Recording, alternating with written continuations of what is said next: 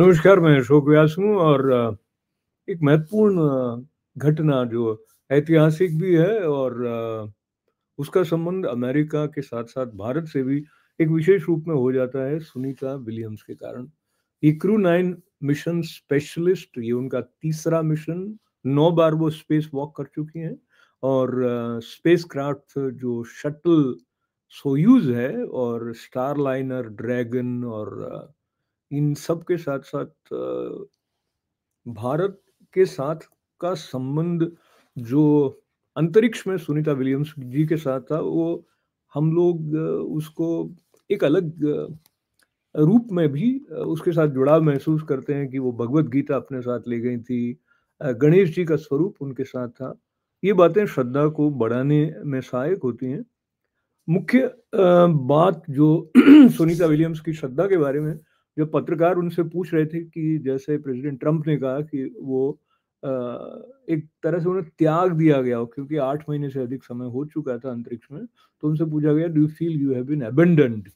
तो एक्सप्रेशन की बात है, सुनीता विलियम्स का मानना ये था कि वो एक ऐसे मिशन के साथ जुड़ी हुई हैं जो उनसे बड़ा है। मुझे लगता है ये जो बात है कि हम ऐसे कार्य के साथ जुड़े हों, जिसके बारे में हम ये महसूस करते हों कि वो मुझसे कहीं बड़ा है। उस बात को जब वो अंतरिक्ष से देख रही थी, उनके आस-पास के नज़ारे, तो उन्होंने ये भी कहा कि वहाँ जाकर उन्हें पता लगा फर्स्ट हैंड कि यूनिवर्स में कितनी शक्ति है। हालाँकि विज्ञान के द्वारा इस तरह के प्रयोग किए जा रहे हैं कि मनुष्य अपनी शक्ति का लोहा मनाने की बात करता है, पर बात करते हैं सुनीता विलियम्स की। परिचय की दृष्टि से 19 सितंबर 1965 में जो उनका जन्म हुआ था, तो वो मूलतः अमेरिका में ही उनका जन्म हुआ है।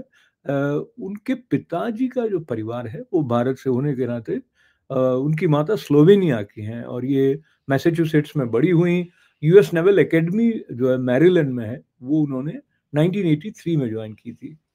Physical science US naval academy से 1987 1987 में पास करने के बाद में उन्होंने engineering management Florida institute of technology से पास किया 1995 में और उसके बाद में नेवल एविएशन ट्रेनिंग कमांड 1987 में और फिर नेवल टेस्ट पायलट 1993 में और बाद में पायलट इंस्ट्रक्टर। अब तक 30 अलग-अलग तरह के एयरक्राफ्ट में उन्होंने 2770 घंटे उड़ान भरी है। और अब बात करते हैं उनके नासा करियर की। बात करेंगे सुनीता विलियम्स के बारे में, उनके लौटने के बारे में और किस तरह से ये एक रिकॉर्ड बना है कि वो 286 दिन तक लगातार अंतरिक्ष में थीं और अब तक कुल मिलाकर वो 608 दिन अ, अंतरिक्ष में रही हैं। जो कि दूसरा व्यक्ति इस तरह की समय अंतरिक्ष में रहने वाली महिला वो अमेरिका की बन गई हैं। बहरहाल बात नासा के साथ उनके संबंध की जाए तो 1998 से नासा के साथ जुड़ी हुई हैं। मॉस्को में रशियन स्पेस एजेंसी के साथ उन्होंने आईएसएस रिलेटेड प्रोजेक्ट्स पर काम किया। नीमो 2 अंडर वाटर रहकर एक्वेरियस हैबिटेट में 9 दिन रही और एस्ट्रोनॉट ऑफिस के डिप्टी चीफ के रूप में भी उन्होंने काम किया है। सुनीता विलियम्स जब लौटी तो जो हर्ष की लहर दौड़ी, उसके साथ-साथ हमने फिर देखना शुरू किया जब उनके कैरियर को, तो बॉस्टन मैराथन में भी वो 2007 में दौड़ी थी और ट्रायलथॉन जो है ऑर्बिट उसको पूरा किया था। फर्स्ट वुमेन है to fly on flight test of an orbited spacecraft जो कि बोइंग क्रू फ्लाइट टेस्ट था। और अब बात करें उनके इस मिशन की जिससे वो अभी लौटी हैं, ये बोइंग स्टारलाइनर स्पेसक्राफ्ट तो लॉन्च किया गया था। 900 घंटे से अधिक वैज्ञानिक अनुसंधान का कार्य इसने किया और बायो न्यूट्रिएंट प्रोजेक्ट्स जो हैं स्पेस न्यूट्रिशन के उस के बारे में उस प्रोजेक्ट में इन्होंने काम किया। जो रिसर्च है फ्लूइड सिस्टम्स से संबंधित जो कि सबसे लंबे मिशन के साथ जुड़ी हुई है उसमें काम करने वाली सुनीता विलियम्स को कई रूपों में पहचान मिली है जिसमें से डिफेंस सुपीरियर सर्विस मेडल भी उनको मिला है, तो लीजन ऑफ मेरिट से भी वो सम्मानित हुई हैं। नेवी कमांडेशन मेडल से उन्हें सम्मानित किया गया और वो ह्यूमैनिटेरियन सर्विस मेडल से भी अलंकृत हुई हैं। तो जब उनसे पूछा जा रहा था कि वो धरती पे आके क्या करेंगी, विशेष रूप से किस बात को लेकर उत्साह है, तो उन्होंने, उनके पति बहुत अच्छी कॉफ़ी बनाते हैं, वो बात उल्लेख करने के साथ परिवार के सदस्यों से मिलने की बात के साथ-साथ उनका एक कुत्ता भी है, जिसको भी वो मिस कर रही थी। सुनीता विलियम्स का चेहरा जब आप देखते हैं, स्पेस से बात करती हुई भी वो दिखाई देती होती थीं, तो चेहरे पर एक मुस्कान रहती थी और ये जो सकारात्मक भाव है सुनीता विलियम्स का, वो भी हमारे लिए प्रेरणा की बात है, विशेष करके ऐसे समय में जब आगे का धरती पर पहुंचने का समय अनिश्चित हो और एक अधीरता क्या मनुष्य को पकड़ सकती है, इस बारे में भी जब सवाल उनसे किया गया तो वो जिस तरह से देख रही थी स्थितियों को, उसको लेते हुए ही हमने इस बातचीत का शीर्षक व्यू फ्रॉम द टॉप रखा है। क्योंकि जब हम ऊपर से देखते हैं तो छोटी-छोटी, don't sweat the small stuff जैसा कहा जाता है, तो छोटी-छोटी बातों को लेकर आपस में झगड़े करना, परेशान होना, इस सब से भी हमें मुक्ति मिल जाती है। सुनीता विलियम्स की इस संघर्ष वाली विशेष करके जो हाल ही के मिशन वाली अंतरिक्ष में रहने की स्थिति बनी, वो हमें सिखाती है कि मनुष्य धीरज रखे, मनुष्य श्रद्धा रखे और जो-जो बातें ऐसी हैं जिनको लेकर वो अपना पॉजिटिव माइंडसेट बनाए रखे, तो उसके लिए भी अच्छा है और समस्या से बाहर आने के लिए भी अच्छा है। तो व्यू फ्रॉम द टॉप की चर्चा को लेते हुए बढ़ते हैं आगे। सुनीता विलियम्स की इस विशेष यात्रा कहें, अचीवमेंट कहें, और वो किस तरह से हम सबके लिए प्रेरक हैं, विस्तार से चर्चा करने के लिए मैंने आमंत्रित किया है डॉक्टर धीरज कौल को। धीरज विविध विषयों पर अपने विचारों के साथ भारतीय टेलीविज़न में भी छाए रहते हैं। धीरज, आपका स्वागत करते हुए फर्स्ट रिएक्शन आपका क्या रहा था जब आपने ये दृश्य देखा 18 मार्च को, जिसमें कि आप देख रहे थे किस तरह से लैंड हो रहा है एयरक्राफ्ट? नमस्कार, thank you for having me on the show. पहले तो आप सबको बहुत-बहुत मुबारक हो और सारी फीमेल्स को भी बहुत मुबारक हो कि वुमेन्स डे जो कि मार्च में आता है, उसके बाद मुझे लगता है ये एक बहुत बड़ा वुमेन्स डे है। बिल्कुल सही सवाल आपने पूछा कि देखिए, as a student of science, मैं फिजिशियन हूँ, ट्रांसप्लांट फिजिशियन हूँ। As a student of science मुझे लगता है एक बहुत बड़ा माइलस्टोन था, जहाँ पे 8 से 10 दिन का जो एक्सपीडिशन था स्पेस का, उसको हमने अप्रॉक्सीमेटली 9 मंथ तक स्ट्रेच किया। ऑल्दो एस्ट्रोनॉट्स और सिस्टम्स रेडी होते हैं, लेकिन फिर भी इतने लंबे समय तक स्पेस में रहने वाली ये पहली महिला बन चुकी हैं। Matter of fact, it's a world record. और उसमें भी इतनी अचीवमेंट रखना, और सबसे इंटरेस्टिंग बात है कि ये स्पेस में स्ट्रैंडेड बोलना एक गलत वर्ड होगा या स्टक हो जाना एक गलत वर्ड होगा, बिकॉज एस्ट्रोनॉट्स रेडी होते हैं, बहुत ही स्ट्रांग मेंटली और फिजिकली होते हैं, और नासा का सिस्टम भी बहुत हमेशा एक बैकअप प्लान रहता है। लेकिन उसके बावजूद भी जैसे ही प्रेसिडेंट ट्रंप ने अपनी प्रायोरिटी दिखाई इस तरफ उनको नीचे लाने के लिए, और इलॉन मस्क ने भी ऑफर किया, तो कैसे गवर्नमेंट और प्राइवेट इंडस्ट्री जब एक साथ मिलके काम करती हैं तो ऐसी सक्सेस स्टोरीज क्रिएट होती हैं, और वो भी एग्जैक्टली हर चीज एक चेन ऑफ सीक्वेंस में परफेक्टली एग्जीक्यूट हुआ, all the way from starting re entry जो हमारे एटमॉस्फेयर में होती है, जैसे कि आप जानते हैं बहुत ही तेज स्पीड से होती है, और तकरीबन अगर आप उसका टेम्परेचर समझें तो 3500 डिग्री फ़ारेनहाइट की टेम्परेचर से वो री एंटर करता है। और पहले अगर आप जानते होंगे, कल्पना चावला अनफॉर्चुनेटली जो इंसिडेंस हुआ था, वो भी इसी वजह से हुआ था कि जब री एंटर कर रहे थे, जो हीट प्रोटेक्टिंग शील्ड्स होती हैं वो चिप ऑफ हो गई और वो प्रोटेक्ट नहीं कर पाई उस हीट, इसी वजह से ब्लास्ट हुआ। लेकिन इस बारी इलॉन मस्क का जो ड्रैगन क्राफ्ट है, उसने एक नई टेक्नोलॉजी वेंचर की है जिसको पाइका एक्स बोला जाता है, और वो पाइका एक्स इतनी एडवांस टेक्नोलॉजी है कि अंदर 50 डिग्री सेंटीग्रेड तक का टेम्परेचर रहता है अगर बाहर 1600 डिग्री भी हो। तो बहुत हाई क्वालिटी शील्ड्स हैं, और ये इसको और आगे इंप्रूव कर रहे हैं ताकि मार्स ट्रैवल, इंटरप्लैनेटरी ट्रैवल के अंदर भी हमारा काम आए। लेकिन ये एक बहुत ही सुंदर सक्सेस स्टोरी मेरे अकॉर्डिंगली रही। और व्हाट अ ब्यूटी जब एक गवर्नमेंट और प्राइवेट सेक्टर साथ मिलके काम करें, कुछ भी अचीव कर सकते हैं। तो कुछ भी अचीव करने की बात को लेते हुए, जैसे आपने भी सुना और देखा भी, वो मुस्कुराती हुई दिखाई देती थी अपने ऐसे इंटरव्यूज में भी, जबकि वो अनिश्चय के घेरे में हैं, उसको लेकर पृथ्वी पर बहुत सारे लोग चिंतित थे।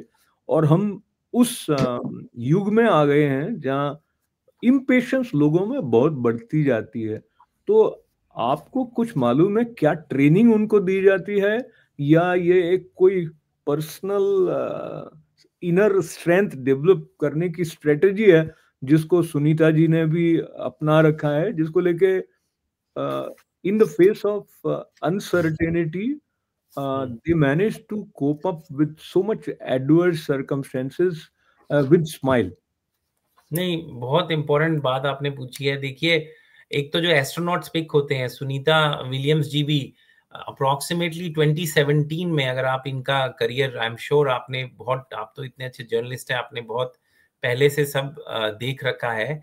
लेकिन अगर आप इनका कैरियर भी देखें तो 87 में ये कमीशन हुई थी यूएस नेवी के अंदर। फिर जी, हेलीकॉप्टर कॉम्बैट के अंदर इन्होंने बहुत काम किया, उसमें डेवलप हुई। और तकरीबन 3000 फ्लाइट आवर्स 30 एयरक्राफ्ट्स में इन्होंने कर दिए थे, जो कि एक वुमेन के लिए एक ऑलमोस्ट रिकॉर्ड है। उसके बाद जाकर कहीं नासा ने इनको पिक किया 1998 में, और जी। 2017 में ये कमीशन से आउट हो गई। लेकिन ये कभी-कभी जो टेक्नोलॉजी होती है वो हमारा साथ देते-देते आपकी आवाज़ बंद हो गई है। तो कि आप जानते ही हैं सुनीता विलियम्स के बैकग्राउंड में, अगर हम एक क्विक रिकैप करें तो उसमें हमें ये दिखता है कि बहुत ही सीजन्ड इन्होंने इन्होंने नेवी जो कमीशन हुई 87 में, उसके बाद हेलीकॉप्टर स्क्वाड्रन इन्होंने उसकी ट्रेनिंग की। अलग-अलग जगहों पे इन्होंने सर्व किया, Red Sea, Persian Gulf, operation desert shield, operation providence comfort, और तकरीबन आप समझिए 3000 फ्लाइट्स की 30 जी, डिफरेंट अगर एयरक्राफ्ट टाइप में। ये एग्ज़ैक्ट जाए तो 2770 फ्लाइट आवर्स इनके हो चुके थे। करेक्ट, जी, अप्रॉक्स, हाँ, जी, लेकिन वो अगर आप स्मॉलर एयरक्राफ्ट्स के भी साथ मिले तो अप्रॉक्सिमेटली 3000 गिव एंड टेक, और जी, 30 एयरक्राफ्ट टाइप्स के अंदर, और तकरीबन 2017 में रिटायर हुई हैं। लेकिन नासा ने इनको 1998 में पिक किया। जी, और बहुत ही स्ट्रांग मेंटली और फिजिकली होते हैं astronauts to begin with, top of the class होते हैं। मेंटल एंड्योरेंस भी बहुत चाहिए, फोकस भी बहुत चाहिए, और फिजिकल एंड्योरेंस भी चाहिए। बहुत रिग्रेस स्क्रीनिंग के थ्रू एक एस्ट्रोनॉट को पिक किया जाता है, क्योंकि hundreds of millions of dollar spend होते हैं, और पूरी ह्यूमैनिटी के एक तरीके के ब्रांड एम्बेसडर्स होते हैं, एम्बेसडर एस्ट्रोनॉट्स। तो उसके बाद इनकी बहुत ही विग्रस ट्रेनिंग भी होती है, जिसमें कार्डियक, जिसके अंदर हार्ट और लंग को अच्छा कैसे स्वस्थ रखें, अपनी बोन्स को और मसल्स को कैसे स्वस्थ रखें।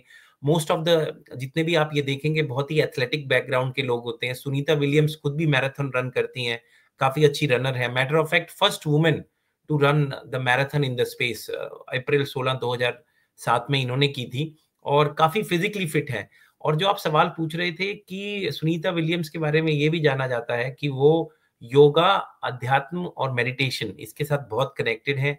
अपने साथ भगवत गीता और गणेश जी भी ले गई थी। और मैटर ऑफ फैक्ट इनकी मदर स्लाविन डिसेंट की है, तो वहां के भी फ्लैग्स और चिन्ह वो स्पेस स्टेशन में ले जा चुकी हैं। लेकिन बहुत ही फिजिकली भी फिट है और मेंटली भी फिट है। इसलिए जब आपने उनके विजुअल्स देखे होंगे, जब महीनों 7 8 6 महीने ऊपर रहने के बाद एक्सटेंडेड स्टे पे भी हमेशा एक पॉजिटिव एक स्माइल के साथ। और दिवाली प्रोग्राम में तो इन्होंने स्पेस स्टेशन से भी ज्वाइन किया था। बहुत लोगों को एक मोटिवेशन मिली, और बहुत ही मोटिवेशनल कैरेक्टर है। अगर आप देखें एक तरीके की लेजेंड है अब तो। धीरज जी, आपका जो मेडिकल बैकग्राउंड है उसका लाभ लेते हुए जो बहुत सारे रिसर्च कह दीजिए उससे रिलेटेड प्रोजेक्ट्स पर जब ये 9 महीने के मिशन में इन्होंने काम किया है, तो उसमें एक बायो न्यूट्रिएंट प्रोजेक्ट भी बताया गया है, राइट। जिसमें कि स्पेशल माइक्रोब्स जैसे यीस्ट उससे एसेंशियल न्यूट्रिएंट स्पेस में कैसे प्रोड्यूस हो सकते हैं। इस टेक्नोलॉजी के द्वारा आने वाले समय में जो एस्ट्रोनॉट्स हैं, उनके लिए फ्रेश सप्लीमेंट्स लंबा जब इस तरह का मिशन होगा तो बनाए जा सकेंगे। ताकि जो खाना है वो खाने लायक बना रहे, उसकी न्यूट्रिशनल वैल्यू कम नहीं हो। ये इसको आप थोड़ा खोल सकते हैं, बायो न्यूट्रिएंट प्रोजेक्ट से करेक्ट, क्या? करेक्ट। ये बहुत इंपॉर्टेंट आपने क्वेश्चन पूछा, और उसके साथ आपने जो लास्ट लाइन बताई वो बहुत ही इंपॉर्टेंट है। देखिए, matter of fact, international space station, जो कि हमारे यहाँ से आप समझिए कि आईएसएस की दूरी 408 किलोमीटर है अर्थ से, 408 किलोमीटर, दैट्स इट। वहां तक भी अगर आपको सामान ले जाना है तो 1 किलोग्राम की कीमत तकरीबन $2720 पड़ती है पर केजी। और जी। अगर आप इससे फर्दर ले जाएं तो बहुत एक्सपेंसिव होता है। तो पे लोड कैरी करना स्पेस में बहुत एक्सपेंसिव है। इसीलिए जितना भी आप सैल्वेज कर सकें, जितना भी आप खुद प्रोड्यूस कर सकें, वो बहुत इंपॉर्टेंट है। दूसरी बात जानना जरूरी है कि स्पेस के अंदर बड़ा हार्श एनवायरनमेंट है, तो वहां पे माइक्रो न्यूट्रिएंट्स, मतलब जिसके अंदर वाइटामिन आते हैं, सुपर फूड्स आते हैं, डिफरेंट काइंड्स ऑफ, आप समझिए इलेक्ट्रोलाइट्स आते हैं, फूड न्यूट्रिशनल सप्लीमेंट्स आते हैं, उन चीजों का भी होना बहुत जरूरी है। तो धरती से कैरी अगर आप करें तो एक लिमिट तक आप अपने आप को रिस्ट्रिक्ट करते हैं, लेकिन अगर आप उसको नया जनरेट कर सके, जो कि माइक्रो ऑर्गेनिजम्स की हेल्प से हो सकता है, फंगस की हेल्प से हो सकता है, तो ये बहुत हेल्प करता है। और इस पे रिसर्च 1980 से चल रही है, मैटर ऑफ फैक्ट, स्पेस की। लेकिन पिछले 15 साल में इसमें बहुत फोकस है, क्योंकि स्पेस के अंदर जो रेडिएशंस आती हैं और जो एनवायरनमेंट है, उससे बड़े फ्री रेडिकल्स भी बनते हैं और काफी बॉडी के अंदर डैमेज हो सकता है, जिसको ये माइक्रो न्यूट्रिएंट्स प्रोटेक्ट करते हैं। आपने बिल्कुल सही बोला। इस रिसर्च पे, इनके मिशन पे काम हो रहा था, और Sunita Williams, to be honest, उसमें डायरेक्टली इन्वॉल्व थी। She was the leader of this area. तो इसके अंदर हम basically different kind of substrate के अंदर माइक्रो ऑर्गेनिजम्स को यूज करके देखते हैं कि वो किस तरीके के मिनरल्स और माइक्रो न्यूट्रिएंट्स और सुपर फूड्स क्रिएट कर सके, जो कि एस्ट्रोनॉट्स के हेल्थ को प्रोटेक्ट कर सके। अच्छा, इस मैं धीरज जी आपसे थोड़ा-सा इंटरप्ट करने की अनुमति लेके, हम में से कई लोग फ़ैसिनेटिंग हमको लगता है कि वो स्पेस में गए हैं वगैरह, बट बहुत सारे लोगों को ये पता नहीं होता है कि उनकी जो ये मिशन है, वो आम लोगों के लिए भी डाउन द लाइन उसका लाभ होता है। साथ ही साथ जो आने वाले समय में जो एस्ट्रोनॉट्स होंगे, उनको भी किस तरह से सुरक्षित वो अपना काम कर सकें। तो मैं बहुत क्विकली मेंशन करता हूँ जो इस मिशन में जिन प्रोजेक्ट्स पर टेक्नोलॉजी को डेवलप करने में ध्यान दिया गया, उसमें तो एक European enhanced exploration exercise device है, E4D नाम से, उसकी टेस्टिंग वाला था। बायो न्यूट्रिएंट के बारे में उन्होंने बात किया। पैक्ड बेड रिएक्टर एक्सपेरिमेंट में भी उन्होंने इसके बारे में भी थोड़ा-सा मैं आपसे जानना चाहूँगा, हालाँकि बहुत विस्तार से आपको पता होना आवश्यक नहीं है, पर ये देखिए धीरज जी, वाटर रिकवरी सीरीज़ इसका नाम दिया गया है, PBREWRS। तो ये जो हार्डवेयर है उसको इंस्टॉल किया ये पता करने के लिए कि जो पानी है उसके रिकवरी सिस्टम में जो गुरुत्वाकर्षण है वो किस तरह से अपना प्रभाव डालता है, और ये जो आने वाले समय में जो स्पेसक्राफ्ट डिज़ाइन किए जाएँगे, उसमें भी इसकी महत्वपूर्ण फाइंडिंग्स जो हैं वो काम आ सकती हैं। ये कितना सिग्निफिकेंट मानते हैं आप? देखिए, वाटर एक एसेंशियल कंपोनेंट ह्यूमन बॉडी का है, तकरीबन 70% समझ लीजिए approximately human body is water. तो एक वाटर की सप्लाई होना एक बहुत इंपॉर्टेंट चीज है। अभी भी एज ऑफ नाउ स्पेसक्राफ्ट के अंदर जो टेक्नोलॉजी है, उसमें आपका स्वेट, आपकी यूरिन को रिसाइकल किया जाता है, उसको प्यूरिफिकेशन प्रोसेस के थ्रू रिसाइकल किया जाता है और वापस यूज किया जाता है। इसके अलावा वाटर क्रिएशन की टेक्नोलॉजी पे भी, जो हाइड्रोजन और ऑक्सीजन मिला के हम वाटर क्रिएट करते हैं, उस पे भी काम होता है और उसकी भी यूटिलाइजेशन होती है। लेकिन मैं 30 सेकंड लेके आपको 6 से 7 ऐसे बहुत ही इंपॉर्टेंट प्रोजेक्ट्स पे साइंटिफिकली, जिसपे सुनीता जी डायरेक्टली इन्वॉल्व थी इस मिशन के अंदर, उनका one of the main project था, जिसके अंदर एक सर्केडियन रिदम होता है, मतलब आपका स्लीपिंग एंड वेकिंग साइकिल, कैसे सर्केडियन रिदम की डिस्टर्बेंसेस में ऑप्टिमली इंसान काम कर सके। ये एक बहुत बड़ा इशू है धरती पे भी और स्पेस ट्रैवल के लिए भी। इसके अलावा जो प्लांट्स हैं, उनको किस एक्सट्रीम टेम्परेचर्स पे किस सप्लीमेंट्स के साथ हम ग्रो कर सकें, वो एक सेकंड था। इसके अलावा एग्रीकल्चर इन स्पेस, कैसे उस पे काम कर सके। डीएनए सीक्वेंसिंग और जीन एडिटिंग, जो कि फ्यूचर की मेडिसिन के अंदर बहुत ही कारगर होगा, हमारी धरती के ऊपर भी होगा और क्यूरेटिव मेडिसिन के फेज में आएगा। डायबिटीज, हाइपरटेंशन का क्योर इससे निकलने की आशंका है। और उसके ऊपर भी काम हुआ। इसके अलावा 3D प्रिंटिंग जो आप बहुत अच्छे से जानते हैं और आपने माइक्रो ऑर्गेनिजम्स पे बात ही करी। इसके अलावा उसी प्रोजेक्ट का एक स्फीयर है कि वैक्यूम के अंदर, मतलब zero gravity and vacuum environment में कितनी देर तक एक माइक्रो ऑर्गेनिज्म सर्वाइव कर सकता है और क्यों कर सकता है वर्सेस दूसरा क्यों नहीं करता, उसको हम कितनी एक्सटेंड तक एक्सपैंड कर सके। इसके अलावा फायर, आग लगने की स्पेस के अंदर अगर हो तो हम उसे कैसे ऑप्टिमली मैनेज कर सके। जो आपने बात की माइक्रो न्यूट्रिएंट्स और vitamin production from micro organisms, वो तो बहुत ही बड़ा प्रोजेक्ट है जिसपे पिछले 6 से 7 सालों से बहुत एक्सटेंसिवली काम हो रहा है। धीरज जी एक दूसरे विषय की तरफ चलते हैं। जब हम भारत से अमेरिका आते हैं या अमेरिका से भारत जाते हैं तब भी जेट लैग हो जाता है, करेक्ट। वो सेटल होने में कुछ दिन लग जाते हैं, बेस्ड ऑन डिफरेंट पीपल कैसे वो उसको लेते हैं। तो ये जो इतने समय अंतरिक्ष में बिताकर आए हैं, तो इनको फिर से यहाँ के वातावरण के अनुकूल होने में काफी समय लगता होगा। वो जो एक एक्लिमेटाइज होने वाले प्रोसेस के बारे में आप क्या बता सकते हैं? देखिए, आप भारत से जब यहाँ आते हैं तो डे नाइट का जो डिफरेंस 11 से 10 घंटे का है, उसमें ऑन एन एवरेज अगर आप एक एक देर अगर आप लोगों से बात करें तो डिपेंडिंग ऑन उनका रिजर्व क्या है, स्लीप रिजर्व नाम की एक चीज होती है कि अगर आप एक बहुत ही अच्छे स्लीपर हैं, आपका स्लीप कंटेंट अच्छा है, क्वालिटी ऑफ स्लीप अच्छी है, तो शायद आप 1-2 दिन में कैचअप कर लेंगे।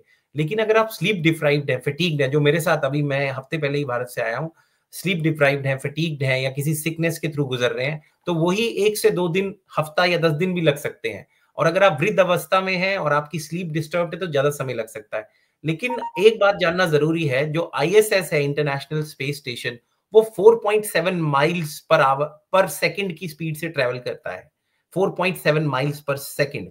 इसका मतलब जी, है तकरीबन 90 मिनट का वहां पे एक दिन होता है और 24 घंटे के अंदर 16 टाइम्स सुबह और शाम होती है, दिन और रात होता है। तो 16 time sunrise sunset, sunrise sunset, तो ये सर्केडियन रिदम एकदम डिस्टर्ब्ड होता है। ये एक बहुत बड़ा इशू है एस्ट्रोनॉट्स के साथ। और अगर आपका सर्केडियन रिदम ठीक नहीं है, आपकी स्लीप ठीक नहीं हो रही, तो उससे आपके अंदर फटीग आता है, मतलब आपके अंदर थकावट आएगी, आपकी वर्क एफिशिएंसी कम हो जाएगी, आप फोकस करने में आपको इश्यूज आएंगे, आपको मल्टीटास्किंग करने में इश्यूज आएंगे, एक्सरसाइज में, और डिप्रेशन के भी चांसेस बढ़ जाएंगे क्योंकि आइसोलेशन एक बहुत बड़ा फैक्टर है स्पेस में। इसीलिए सर्केडियन रिदम पे कैसे इसे ऑप्टिमली मैनेज करें स्पेस ट्रैवल के लिए, और धरती पर भी जो हमारे पायलट्स हैं, जो कि फ्रीक्वेंट ट्रैवलर्स हैं, जो डिप्लोमैट्स हैं या फिर जो ब्यूरोक्रेट्स हैं या फिर बिजनेस लीडर्स हैं जो बहुत फ्रीक्वेंटली ट्रैवल करते हैं, उनके ऊपर भी इसका बहुत इफेक्ट है, या जो ट्रैवल इंडस्ट्री में है। तो ये रिसर्च धरती पे भी उतनी ही काम आती है, लेकिन ये आपका पॉइंट मैं बिल्कुल सही जी, है। मैं धीरज जी आपको इंटरप्ट कर रहा हूँ। वो जो वीडियोज़ वहाँ से आए थे, तो स्पेसक्राफ्ट में किस तरह से वो रेगुलर नित्य क्रम किए जाते हैं, उसके बारे में भी वो बता रही थी। उसमें भी उनकी ज़िंदा-दिली जो है, वो पता लगती थी। और इस तरह एब्सोल्युटली। के प्रश्न हमें कई लोगों के मन में होते हैं कि भाई ये जाते कैसे होंगे सुबह-सुबह हल्के होने के लिए। तो वो ये अब बता रहे हैं कि किस तरह यूरिन के लिए क्या करना होता है। तो I think she had a sense of being the daughter of the earth. तो जैसे परिवार के सदस्यों को बता रहे होते हैं, उस तरह से उन्होंने